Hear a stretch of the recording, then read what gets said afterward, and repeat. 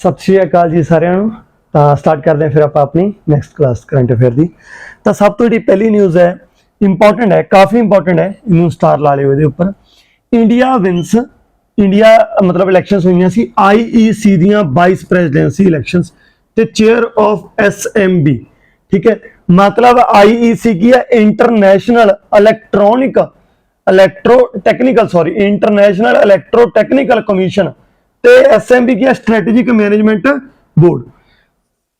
अपने को IEC दी vice presidency election हुई सी, इंडिया जित गया। इंडिया की तरफ तो कौन सी इंडिया का रिप्रेजेंटेटिव ये बनया वाइस प्रेजिडेंट, नाम याद रख लियो। IEC का vice president Bimal Mohindru. IEC की है इंटरनेशनल इलैक्ट्रोटैक्नीकल कमीशन। ठीक है, तो जेड़ा मतलब ये ना एक्स ऑफिशियो है, जिमें वाइस प्रेजिडेंट ही की हुंदा है, एक्स ऑफिशियो चेयरमैन ऑफ राज्य सभा, उमें दोनों पोस्टां एक्स ऑफिशियो ने। जेड़ा IEC का वाइस प्रेजिडेंट हुंदा है उही उहदे कोल हुंदी है chair of SMB strategic management board. तो इंडिया कोल याद रखियो 2023 तो 25 के टर्म हुणे की है अपने कोल IEC ये इंटरनेशनल स्टैंडर्ड सैटिंग बॉडी है। जिमें देखो स्टैंडर्ड सैट होंगे ने, जिमें अपने को ISO वो भी एक स्टैंडर्ड है ना। तो इवें स्टैंडर्ड होंगे ने भी कोई भी प्रोडक्ट है वो सारा जो सेफ्टी का ध्यान रखा जाता है भी किहड़े स्टैंडर्ड वो मैच करने चाहिए ने। ठीक है, उवें तो अपने को जिहड़ा यह है IEC एक इंटरनेशनल स्टैंडर्ड सैटिंग बॉडी है जिहड़ी की करदी है इंटरनेशनल स्टैंडर्ड पब्लिश करदी है किन्ना वास्ते, इलैक्ट्रिकल इलैक्ट्रॉनिक ते होर भी रिलेटेड टैक्नोलॉजीज वास्ते। ठीक है, तो स्टैंडर्ड सैटिंग बॉडी है, याद रखियो। इंडिया को वाइस प्रेजिडेंट है 2023 तो 25 तक। तो कौन है वाइस प्रेजिडेंट? बिमल मोहिंद्रू। तो रिपीट करते हैं किहड़ियां गल्लां असीं याद करनियां ने। एक तो 2023 तो 25 वाली टर्म दे विच IEC की वाइस प्रेजिडेंसी किहदे कोल है? इंडिया कोल। ते SMB की चेयर किहदे कोल है? इंडिया कोल। ते वाइस प्रेजिडेंट कौन है इहदा IEC का? बिमल मोहिंद्रू। आ तीन चार गल्लां याद कर लियो। थोड़ा जिहा पता होवे IEC की है, इहदी फुल फॉर्म पता होवे, इंटरनेशनल इलैक्ट्रो टैक्नीकल कमीशन, ते कादे वास्ते है। अगला COP19। तुसीं कहोगे सर तुसीं तां सानूं हुण पढ़ाया सी COP27 COP28। भाई देखो COP है मतलब कॉन्फ्रेंस ऑफ पार्टी, जो कुछ देश मिलते हैं है ना, कोई डिसीजन लेंदे ने। तां जे तां ओह क्लाइमेट वाली है तां ओहनूं आपां बोलदे जिवें क्लाइमेट वाली 27वें तक जा रही है, 28ਵੀਂ होगी UAE दे विच। COP27 इजिप्ट च होगी सी। ਜਿਹੜੀ ਇਹ COP है साइट्स दी है। ठीक है, एनवायरमेंट दे विच काफी इंपॉर्टेंट है। अपने को आप इहदे बारे पढ़दे ने आपां। साइट्स की है convention on international trade in endangered species. देखो जिवें कुछ इंडेंजर्ड स्पीसीज ने जिन्हां नूं खतरा है ना, उन्हां दी जिहड़ी इंटरनेशनल लैवल ते ट्रेड हुंदी है भी एक देश तो दूजे देश तक जाणगे कि ना, वो सारे नूं साइट्स देखदी है। तो इहदी अपने कोल 19वीं जिहड़ी मीटिंग हुई है कित्थे हुई है? इंपॉर्टेंट क्वेश्चन है, सीधा डायरैक्ट आ सकदा है पैनामा सिटी। COP 19वीं ऑफ साइट्स कित्थे हुई है? Panama city. सीधा डायरैक्ट इहनूं याद कर लियो। ਇਹਦੇ ਵਿੱਚ ਕੀ ਹੋਇਆ, ਜਿਹੜੀ COP19 ਹੋਈ ਸੀ ਸਾਈਟਸ ਦੀ, ਇੰਡੀਆ ਨੇ ਅਪਰੂਵਲ ਦਿੱਤੀ ਸੀ। ਇੰਡੀਆ ਨੇ ਇੱਕ ਪ੍ਰਪੋਜ਼ਲ ਦਿੱਤਾ ਸੀ। ਕਿਹੜਾ ਪ੍ਰਪੋਜ਼ਲ? ਜਿਹੜਾ ਆਹ ਟਰਟਲ ਹੈ ਲੈਥ ਸੌਫਟ ਸ਼ੈਲ ਟਰਟਲ, ਕਹਿੰਦੇ ਇਹਨੂੰ ਅਪੈਂਡਿਕਸ 2 ਤੋਂ ਅਪੈਂਡਿਕਸ 1 ਚ ਸ਼ਿਫਟ ਕਰ ਦਿਓ। ਦੇਖੋ ਜਿਹੜੀ ਸਾਈਟਸ ਹੈ ਨਾ ਇਹਦੇ 3 ਅਪੈਂਡਿਕਸ ਨੇ, ਅਪੈਂਡਿਕਸ 1 ਅਪੈਂਡਿਕਸ 2 ਅਪੈਂਡਿਕਸ 3। मतलब ਉਹਦੇ ਬਾਰੇ ਉਹਦੇ ਅਕੋਰਡਿੰਗ ਰੱਖੇ ਹੋਏ ਨੇ, ਜਿਵੇਂ ਜਿਹੜਾ ਜ਼ਿਆਦਾ ਇੰਡੇਂਜਰਡ ਹੈ ਜਾਂ ਜ਼ਿਆਦਾ ਖਤਰੇ ਚ ਉਹਨੂੰ ਅਪੈਂਡਿਕਸ 1 ਚ, ਫਿਰ 2 ਚ, ਫਿਰ 3 ਚ। ਤਾਂ ਜਿਹੜਾ ਆਪਣੇ ਕੋਲੇ ਆਹ ਹੈਗਾ ਲੈਥ ਸੌਫਟ ਸ਼ੈਲ ਟਰਟਲ, ਇਹ ਅਪੈਂਡਿਕਸ 2 ਚ ਰੱਖਿਆ ਹੋਇਆ ਸੀ। ਇੰਡੀਆ ਵਾਲੇ ਨੇ ਪ੍ਰਪੋਜ਼ਲ ਦਿੱਤਾ ਵੀ ਇਹਨੂੰ ਅਪੈਂਡਿਕਸ 1 ਚ ਰੱਖਿਆ ਜਾਵੇ। ਤੇ COP19 ਜਿਹੜੀ ਸਾਈਟਸ ਦੀ ਮੀਟਿੰਗ ਸੀ ਉਹਦੇ ਵਿੱਚ ਇਹ ਇੰਡੀਆ ਦਾ ਇਹ ਅਪਰੂਵਲ ਮੰਨ ਲਿਆ ਗਿਆ। ਠੀਕ ਹੈ, ਤਾਂ COP19 ਬਾਰੇ ਇਹੀ ਗੱਲਾਂ ਯਾਦ ਰੱਖਣੀਆਂ ਨੇ। ਰਿਪੀਟ ਕਰਦੇ ਹਾਂ, COP19 ਸਾਈਟਸ ਦੀ ਕਿੱਥੇ ਹੋਈ ਹੈ? ਸਭ ਤੋਂ ਮੇਨ ਤਾਂ ਇਹੀ ਹੈ, ਕਿੱਥੇ ਹੋਈ ਹੈ? ਪੈਨਾਮਾ ਸਿਟੀ ਦੇ ਵਿੱਚ। ਸਾਈਟਸ ਦੀ ਫੁੱਲ ਫਾਰਮ ਪਤਾ ਹੋਣੀ ਚਾਹੀਦੀ ਹੈ। ਇਹ 1975 ਚ ਫੋਰਸ ਚ ਆਈ ਸੀ। फोर्स च कदों आई सी? 1975। Convention on international trade in endangered species. ते आ भी याद रख लियो भी इंडिया ने एक प्रपोजल दिता सी भी जेड़ा लेथ सॉफ्ट शेल टर्टल है उन्होंने अपेंडिक्स 2 तो अपेंडिक्स 1 शिफ्ट किया है, जेड़ा इन्होंने की करता अप्रूव करता। ठीक है, चलो इन्ना के बारे याद रख लियो। अगला 22वीं IORACOM मीटिंग इंपॉर्टेंट है, कितने हुई है? ठीक है, पहले तो IORA की है Indian Ocean Rim Association Council of Minister. Indian Ocean Rim Association Council of Ministers इन्हां दी मीटिंग हुई है, कित्थे हुई है? याद रखियो ढाका बांग्लादेश दे विच। 22वीं मीटिंग कित्थे हुई है? ढाका बांग्लादेश दे विच। तां हुण बांग्लादेश कोल ही प्रेजिडेंसी है दी IOAR दी। तां इहदा थीम की सीगा?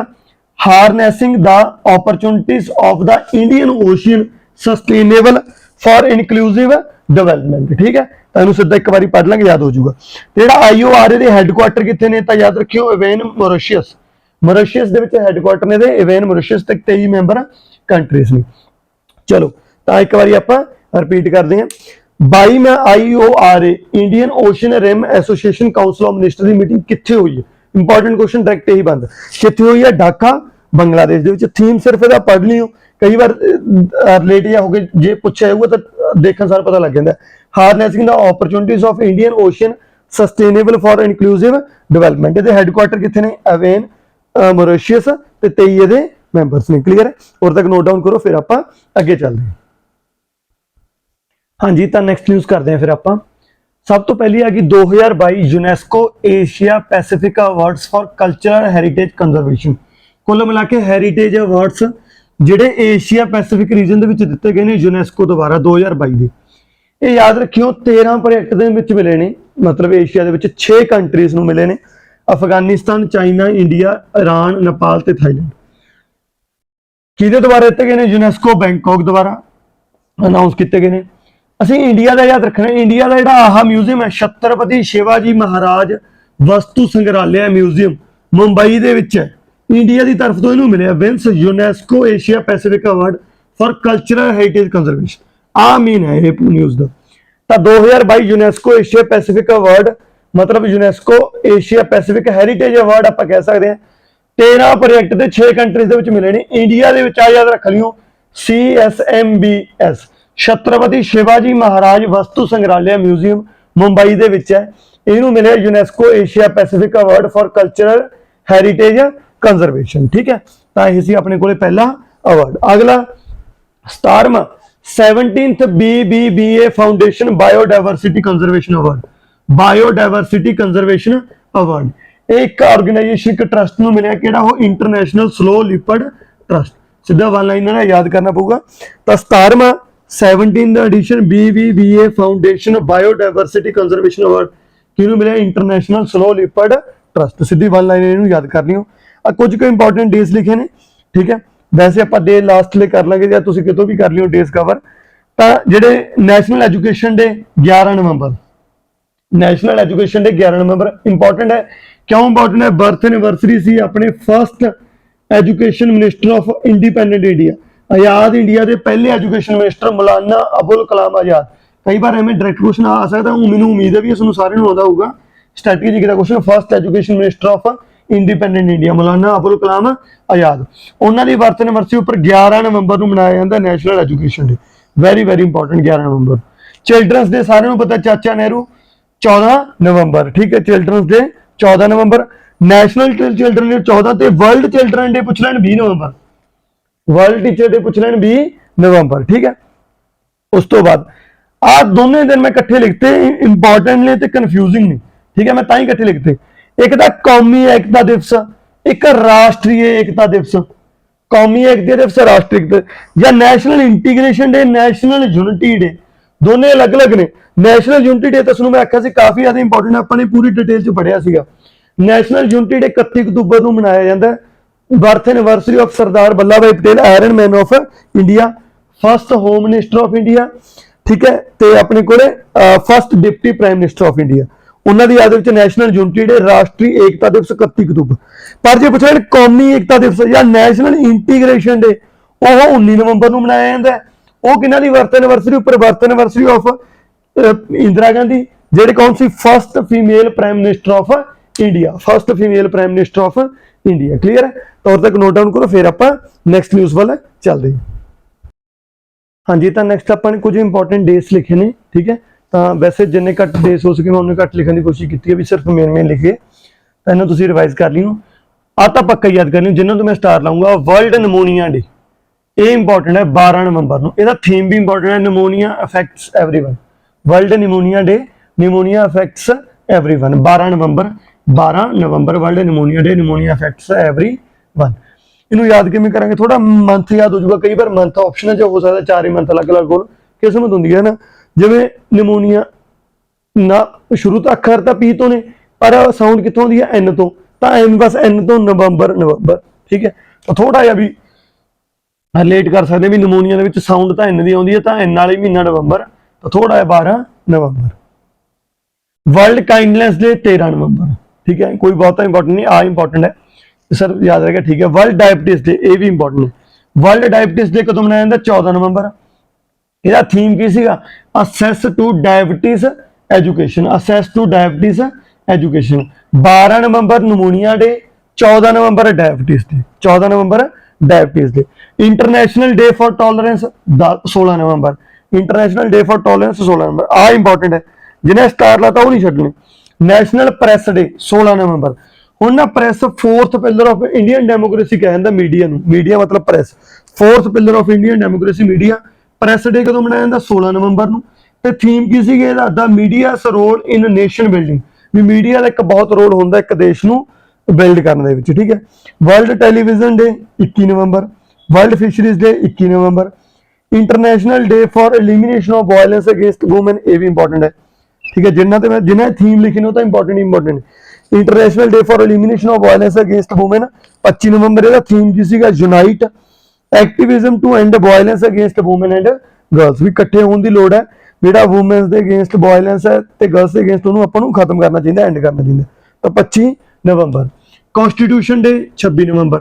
ਇਹ ਮੈਂ ਐਵੇਂ ਯਾਦ ਕੀਤਾ ਹੋਇਆ ਸੀਗਾ ਵੀ ਵਰਲਡ ਇੰਟਰਨੈਸ਼ਨਲ ਡੇ ਐਲੀਮੀਨੇਸ਼ਨ ਵੀ ਵੂਮਨਸ ਦੇ ਅਗੇਂਸਟ ਜਿਹੜਾ ਐਲੀਮੀਨੇਸ਼ਨ ਲੈ ਕੇ ਆਉਣਾ ਸੀਗਾ ਵੀ ਵਾਇਲੈਂਸ ਹੁੰਦਾ, ਤਾਂ ਕਰਕੇ ਆਪਣਾ ਕਨਸਟੀਟਿਊਸ਼ਨ ਆਇਆ। ਮਤਲਬ ਅਗਲੇ ਦਿਨ ਹੀ ਆਪਣਾ ਕਨਸਟੀਟਿਊਸ਼ਨ ਆ ਗਿਆ। ਆ ਤਾਂ ਸਾਰਿਆਂ ਦੇ ਯਾਦ ਹੀ ਹੋਊਗਾ ਵੀ constitution day 26 November.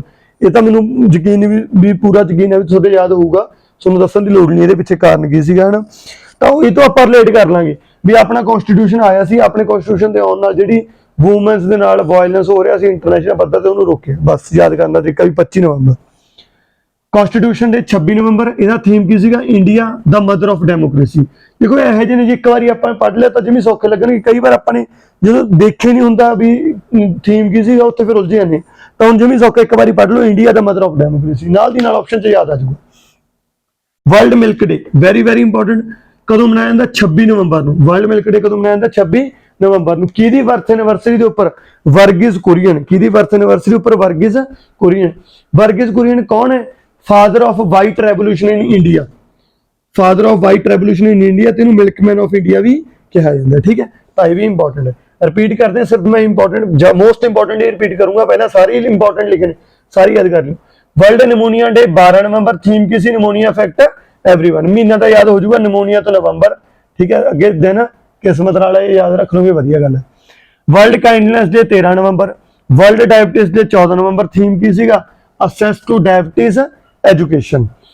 International day for tolerance 16 November. World press day वो भी अपने कोले 16 नवंबर। तो उस तो बाद आ गया अपने कोले नैशनल प्रेस डे 16 नवंबर। नैशनल प्रेस डे की fourth pillar of democracy media. उस तो बाद थीम की सी? Media role in nation building.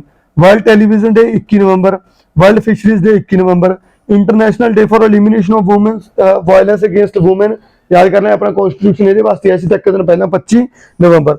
Constitution day सारे पता 26 नवंबर क्यों, ठीक है, क्योंकि 26 नवंबर 1949 में अपना कॉन्स्टिट्यूशन अडॉप्ट अनैक्ट हो गया सी, ठीक है। मतलब अपना कॉन्स्टिट्यूशन बन गया सी, लागू अपने 26 जनवरी 1950 ਨੂੰ ਕੀਤਾ। Theme unite activism to end violence against women. तो कॉन्स्टिट्यूशन डे 26 नवंबर से दसे तक। तो थीम की सी? India the mother of democracy. World milk day 26 नवंबर। वर्गीस कुरियन की बर्थ एनिवर्सरी ऊपर father of white revolution in India, milkman of India, ठीक है। और तक नोट डाउन करो, फिर आप अगे चलते हैं। हाँ जी, तो जी अपने को नैक्सट न्यूज़ है 53rd edition of IFFI International Film Festival of India. तो 53rd edition International Film Festival of India Goa ਦੇ ਵਿੱਚ ਹੋਇਆ ਸੀ, ਆਪਣੇ ਪਹਿਲਾਂ ਹੀ ਪੜਾਇਆ ਸੀ। ਇਹ ਚ ਕੁਝ ਕੁ ਇੰਪੋਰਟੈਂਟ ਅਵਾਰਡ ਮੈਨੂੰ ਹੋਰ ਲੱਗੇ, ਆਪਾਂ ਨੇ ਯਾਦ ਕਰ ਲਾਂਗੇ। Silver peacock for best director. Silver peacock for best director ਕਿਹਨੂੰ ਮਿਲੇ? ਆਪਣੇ ਕੋਲੇ ਨਾਦੇਰ ਸੇਵੀਅਰ ਫॉर ਇਸ ਫਿਲਮ ਕਿਹੜੀ? नो एंड, टर्किश फिल्म है ਉਹਦੇ ਵਾਸਤੇ, ठीक है। ਸਿੱਧਾ ਤੁਸੀਂ ਡਾਇਰੈਕਟਰ ਯਾਦ ਕਰਨਾ। ਗੋਲਡਨ ਸਿਲਵਰ ਪੀਕੌਕ ਅਵਾਰਡ, ਆ ਵੀ silver peacock award. Silver peacock best director का किहनूं मिलिया? नादेर सेवर नूं। ते silver peacock best actor male category दे विच वाहिद मवासरी, ठीक है। ये भी किहड़ी फिल्म वास्ते? नो एंड वास्ते। थोड़े ना ये अजीब नहीं याद करने पैणगे। फीमेल डैनियल मैरन नेवोरा, किहड़ी फिल्म वास्ते? I have electric dreams, Spanish दी फिल्म। चलो किसी ना किसी लोट देखते हैं। एक आ याद कर लियो, स्पैशल जूरी अवार्ड ये किहनूं मिलिया? ਲਵ ਦਿਆਜ ਨੂੰ, ਫਿਲੀਪੀਨ ਡਾਇਰੈਕਟਰ ਹੈ ਇਹ, ਆ ਫਿਲਮ ਡਾਇਰੈਕਟ ਕੀਤੀਆਂ ਨੇ ਵੈਨ ਦਾ ਵੇਵਸ ਆਰ ਗੋਨ। ਚਲੋ ਤਾਂ 53rd edition international film festival ਕਿੱਥੇ ਹੋਇਆ? ਗੋਆ। ਇਹ ਤਾਂ ਰੱਟ ਲੈ, ਇਹ ਤਾਂ ਜਮੀ ਸੌਖਾ ਹੈ, ਠੀਕ ਹੈ। ਉਸ ਤੋਂ ਬਾਅਦ ਆਪਣੇ ਕੋਲ ਇੱਕ ਕੁਐਸਚਨ ਆਉਂਦਾ ਹੁੰਦਾ ਹੈਗਾ ਵੀ ਸਿਲਵਰ ਪੀਕੌਕ, ਜਿਵੇਂ ਇਹਦੇ ਉੱਪਰ ਨਾ ਮੈਂ ਪਹਿਲਾਂ ਨਿਊਜ਼ ਤੁਹਾਨੂੰ ਕਰਵਾਈ ਸੀ, ਮੈਨੂੰ ਉਹ ਐਗਜ਼ੈਕਟਲੀ ਪਤਾ ਵੀ ਉਹ ਵੀਡੀਓ, ਇੱਕ ਵੀਡੀਓ 'ਚ ਨਾ ਆਪਣੀ ਆਵਾਜ਼ ਸਹੀ ਨਹੀਂ ਆਈ ਸੀ, ਸ਼ਾਇਦ ਕਿਤੇ ਉਹ ਵੀਡੀਓ ਨਾ ਹੋਵੇ, ਠੀਕ ਹੈ। ਤਾਂ ਜਿਹੜੇ ਦੇ ਮੇਨ ਪੁਆਇੰਟ ਸੀ ਉਹ ਆਪਾਂ ਨੇ ਉੱਥੇ ਵੀ ਲਿਖਿਆ ਤੇ ਸੀਗੇ, ਠੀਕ ਹੈ।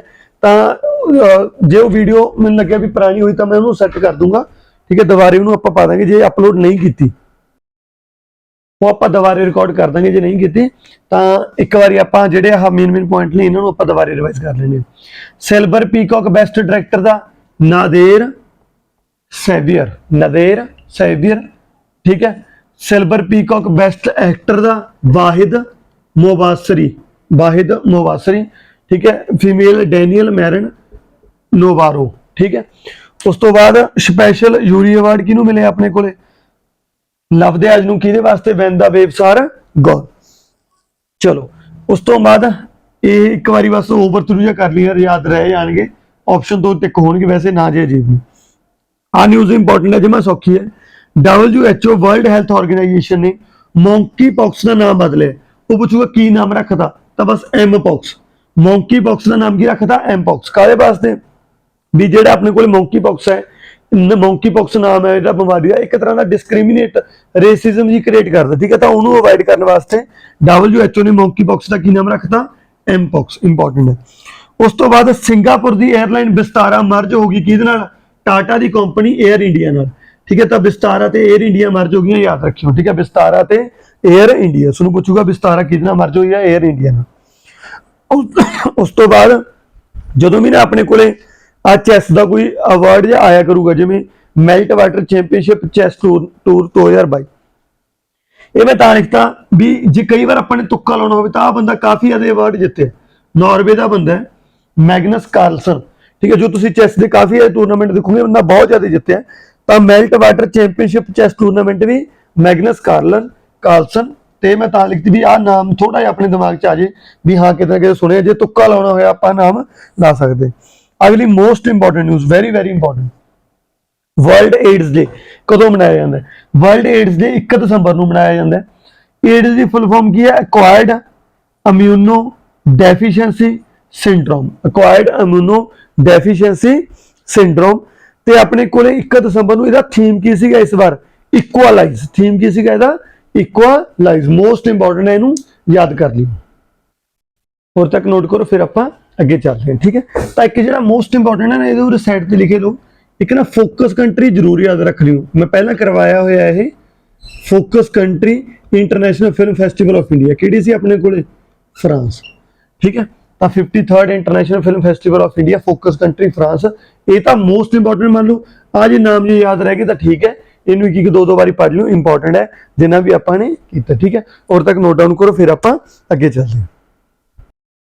ਹਾਂਜੀ, ਤਾਂ ਜਿਹੜੀ ਨੈਕਸਟ ਆਪਣੇ ਕੋਲੇ ਨਿਊਜ਼ ਹੈ ਸਿੱਧੀ ਵਨ ਲਾਈਨਰ ਹੈ, ਠੀਕ ਹੈ। Bankers bank of the year, bankers bank of the year 2022 Canara bank. ਕਈ ਵਾਰ ਆਪਣੇ ਵਰਗਾ ਨਾ ਜੇ ਤੁੱਕਾ ਲਾਉਂਦਾ HDFC ਬੈਂਕ, ਠੀਕ ਹੈ, SBI ਹਜੇ ਤੇ ਲਾਉਂਦਾ, ਤਾਂ ਇਹਨੂੰ ਇੰਪੋਰਟੈਂਟ ਮੰਨ ਲਿਓ। ਤਾਂ ਸਿੱਧਾ ਵਨ ਲਾਈਨ ਹੈ, bankers bank of the year 2022 Canara bank. ਆ ਵੀ ਅਵਾਰਡ ਹੈ ਪ੍ਰਾਈਡ ਆਫ ਸੈਂਟਰਲ ਇੰਡੀਆ 2022, ਇਹ ਕਿਹਨੂੰ ਮਿਲਿਆ? ਅਤੁਲ ਪਾਟੀਦਾਰ, ਅਤੁਲ ਪਾਟੀਦਾਰ, ਠੀਕ ਹੈ, ਪਾਟੀਦਾਰ। ਸਿੱਧਾ ਯਾਦ ਕਰ ਲਿਓ, ਪ੍ਰਾਈਡ ਆਫ ਸੈਂਟਰਲ ਇੰਡੀਆ 2022। ਅਗਲਾ ਆ ਇੰਪੋਰਟੈਂਟ ਹੈ, ਇਹਨੂੰ ਆਪਾਂ ਨੇ ਡਿਟੇਲ 'ਚ ਲਿਖਿਆ।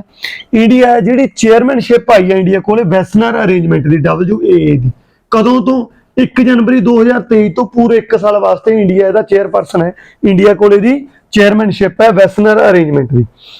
ਇਦੋਂ ਪਹਿਲਾਂ ਕਿਹਦੇ ਕੋਲ ਸੀ? ਆਇਰਲੈਂਡ ਕੋਲ ਸੀ। ਆਇਰਲੈਂਡ ਦੇ ਐਂਬੈਸਡਰ, ਆ ਉਹਦਾ ਨਾਮ ਹੈ, ਨਾਮ ਯਾਦ ਕਰਨ ਦੀ ਲੋੜ ਨਹੀਂ।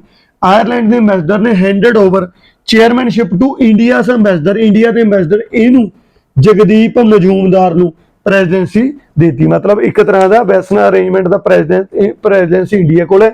ਇੰਡੀਆ ਦੀ ਬਿਹਾਫ ਤੋਂ ਚੇਅਰਮੈਨਸ਼ਿਪ ਕਿਹਦੇ ਕੋਲੇ ਹੈ? ਜਗਦੀਪ ਮਜੂਮਦਾਰ। ਕਦੋਂ?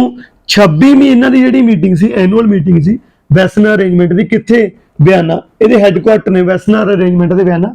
ਉੱਥੇ 26ਵੀਂ ਮੀਟਿੰਗ ਦੇ ਦੌਰਾਨ ਆਇਰਲੈਂਡ ਨੇ ਜਿਹੜੀ ਵੈਸਨਰ ਅਰੇਂਜਮੈਂਟ ਦੀ ਚੇਅਰਮੈਨਸ਼ਿਪ ਆ ਉਹ ਇੰਡੀਆ ਨੂੰ ਦਿੱਤੀ ਹੈ। ਤਾਂ ਯਾਦ ਰੱਖਿਓ, ਉਸ ਨੂੰ ਡਾਇਰੈਕਟ ਕੁਐਸਚਨ ਆ ਜਾਊਗਾ, ਵੈਸਨਰ ਅਰੇਂਜਮੈਂਟ ਦੀ ਚੇਅਰਮੈਨਸ਼ਿਪ ਕਿਹਦੇ ਕੋਲੇ ਹੈ? ਇੰਡੀਆ ਕੋਲੇ ਹੈ, ਠੀਕ ਹੈ। ਤੇ ਵੈਸਟਰਨ ਅਰੇਂਜਮੈਂਟ ਕੀ ਹੈ? ਇਹ ਇੱਕ ਤਰ੍ਹਾਂ ਦਾ ਮਲਟੀਲੇਟਰਲ ਐਕਸਪੋਰਟ ਕੰਟਰੋਲ ਰਜਾਈਮ, ਵੀ ਐਕਸਪੋਰਟ ਨੂੰ ਕੰਟਰੋਲ ਕਰਦਾ। ਇਹ 1996 ਚ ਬਣਿਆ। ਇਹਦੇ 42 ਮੈਂਬਰ ਨੇ ਤੇ ਇਹਦਾ 42ਵਾਂ ਮੈਂਬਰ ਹੀ ਇੰਡੀਆ ਸੀ। ਇਹਦੇ 42 ਮੈਂਬਰ ਨੇ, 42ਵਾਂ ਮੈਂਬਰ ਇੰਡੀਆ ਦੇ। ਹੈੱਡਕੁਆਟਰ ਕਿੱਥੇ ਨੇ? Vienna. India joined western arrangement in 2017 ਚ ਇੰਡੀਆ ਨੇ ਜੁਆਇਨ ਕੀਤਾ ਤੇ ਇਹਦਾ 42ਵਾਂ ਮੈਂਬਰ ਬਣਿਆ ਇੰਡੀਆ, ਠੀਕ ਹੈ। ਤਾਂ ਇਹਨੂੰ ਇੰਪੋਰਟੈਂਟ ਮਾਰਕ ਕਰ ਲਿਓ। ਵੈਸਟਰਨ ਅਰੇਂਜਮੈਂਟ ਦੀ ਜਿਹੜੀ ਚੇਅਰਮੈਨਸ਼ਿਪ ਆ ਉਹ ਇੰਡੀਆ ਕੋਲੇ ਹੈ। ਅਗਲਾ international day of person with disability 2022। International day of person with disability 2022 ਇਹ ਕਦੋਂ ਮਨਾਇਆ ਜਾਂਦਾ? 3 ਦਸੰਬਰ ਨੂੰ। International day of person with disability 3 ਦਸੰਬਰ ਨੂੰ। ਇਹਦਾ ਥੀਮ ਕੀ ਹੈ? Transformative solutions for inclusive development, the role of innovation in fuelling and accessible and equitable world, ਠੀਕ ਹੈ। ਤਾਂ ਇਹ ਵੱਡਾ ਸਾਰਾ ਥੀਮ ਹੀ ਹੁੰਦਾ। ਇੱਕ ਵਾਰੀ ਬਸ ਉਹਨੂੰ ਗੋ ਥਰੂ ਜਾ ਹੋ ਜਾਇਆ ਕਰੋ, ਬਾਲਾ ਇਹਨੂੰ ਡਿਟੇਲ ਚ ਯਾਦ ਕਰਨ ਦੀ ਲੋੜ ਨਹੀਂ, ਪਰ ਇਹ ਦਿਨ ਇੰਪੋਰਟੈਂਟ ਹੈ ਤਾਂ ਹੀ ਆਪਾਂ ਨੇ ਲਿਖਿਆ। ਰਿਪੀਟ ਕਰਦੇ ਹਾਂ। Bankers bank of the year award ਕਿਹਨੂੰ ਮਿਲਿਆ ਹੈ? ਕੈਨਰਾ ਬੈਂਕ ਨੂੰ। ਪ੍ਰਾਈਡ ਆਫ ਸੈਂਟਰਲ ਇੰਡੀਆ 2022 ਕਿਹਨੂੰ ਮਿਲਿਆ? ਅਤੁਲ ਪਾਟੀਦਾਰ। ਤੇ ਆਪਣੇ ਕੋਲੇ ਚੇਅਰਮੈਨਸ਼ਿਪ ਵੈਸਟਰਨ ਅਰੇਂਜਮੈਂਟ ਦੀ ਚੇਅਰਮੈਨਸ਼ਿਪ ਕਿਹਦੇ ਕੋਲ ਆ ਗਈ? ਇੰਡੀਆ ਕੋਲ। ਆਇਰਲੈਂਡ ਤੋਂ ਲੈਤੀ ਆਪਣੇ 26ਵੀਂ ਆਪਣੇ ਕੋਲ ਮੀਟਿੰਗ ਸੀ, ਕਿੱਥੇ? ਵਿਆਨਾ ਦੇ ਵਿੱਚ। ਵੈਸਟਰਨ ਅਰੇਂਜਮੈਂਟ ਦੇ ਹੈੱਡਕੁਆਟਰ ਕਿੱਥੇ ਨੇ? ਵਿਆਨਾ ਦੇ ਵਿੱਚ। ਇਹਦੇ ਕਿੰਨੇ ਮੈਂਬਰ ਨੇ? 42। ਇੰਡੀਆ 2017 ਚ ਜੁਆਇਨ ਹੋਇਆ ਸੀ ਤੇ 42ਵੀਂ ਮੈਂਬਰ ਸੀ। ਤੇ ਇੰਡੀਆ ਦਾ ਐਂਬੈਸਡਰ ਜਗਦੀਪ ਮਜੂਮਦਾਰ ਨੂੰ ਜਿਹੜੀ ਇਹਦੀ ਚੇਅਰਮੈਨਸ਼ਿਪ ਦਿੱਤੀ ਗਈ ਹੈ। International day of person with disability 3 ਦਸੰਬਰ। ਇਹਦਾ ਥੀਮ ਕੀ ਸੀ? Transformative solution for inclusive development, the role of innovation in fuelling and accessible and equitable world. Clear ਹੈ? ਤਾਂ ਅੱਜ ਲਈ ਇਹਨਾਂ ਬਹੁਤ ਹੈ। ਤਾਂ ਉਮੀਦ ਕਰਦਾ ਵੀ ਜਿੰਨੇ ਆਪਾਂ ਕਰੰਟ ਅਫੇਅਰ ਕਰ ਰਹੇ ਹਾਂ ਤੁਹਾਨੂੰ ਵਧੀਆ ਸਮਝ ਆ ਰਹੇ ਹੋਣਗੇ ਤੇ ਇਹਨਾਂ ਨੂੰ ਯਾਦ ਕਰੀ ਚੱਲਿਓ। ਰਿਵੀਜ਼ਨ ਮਸਤ ਹੈ। ਮੈਂ ਇੱਕੋ ਗੱਲ ਕਹਿਣਾ ਹੁੰਦਾ ਵੀ ਤੁਸੀਂ ਜਿਹੜੀ ਵੀ ਚੀਜ਼ ਪੜ੍ਹੋ, ਠੀਕ ਹੈ, ਪੜ੍ਹੋ ਚਾਹੇ ਘੱਟ, ਪਰ ਉਹਨੂੰ ਰਿਵਾਈਜ਼ ਬਹੁਤ ਜ਼ਿਆਦਾ ਕਰੋ, ਠੀਕ ਹੈ। ਤਾਂ ਸਕਸੈਸ ਦਾ ਇੱਕ ਸਭ ਤੋਂ ਸ਼ਾਰਟਕਟ ਇਹੀ ਹੈ ਵੀ ਸੋਰਸ ਲਿਮਟਿਡ ਕਰ ਦਿਓ, ਰਿਵੀਜ਼ਨ ਮਲਟੀਪਲ ਕਰ ਦਿਓ। ਰਿਵੀਜ਼ਨ ਮਲਟੀਪਲ ਕਰ ਦਿਓ ਵੀ ਜਿੰਨਾ ਬਸ ਆਪਾਂ ਕਰੀ ਜਾਂਦੇ ਉਹਨੂੰ ਰਿਵਾਈਜ਼ ਵੀ। ਇਹ ਤਾਂ ਤੁਹਾਨੂੰ ਐਨ ਜਮਾ ਟਿਪਸ ਤੇ ਹੁਣ ਕਲੀਅਰ। ਮਿਲਦੇ ਜੀ ਫਿਰ ਆਪਾਂ ਨੈਕਸਟ ਕਲਾਸ ਦੇ ਵਿੱਚ। Thank you, have a nice day.